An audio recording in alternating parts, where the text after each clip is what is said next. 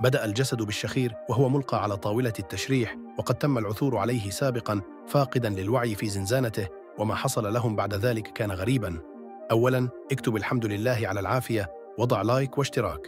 وبعد فحصه من قبل 3 أطباء أعلن عن وفاته. لقد تم وضع علامة عليه حتى يتم تشريح جثته بخطوط مرسومة على جسده للمشرط. لكنهم بدأوا يسمعون أصواتاً غريبة، وأدرك الأطباء أنه لا يزال على قيد الحياة.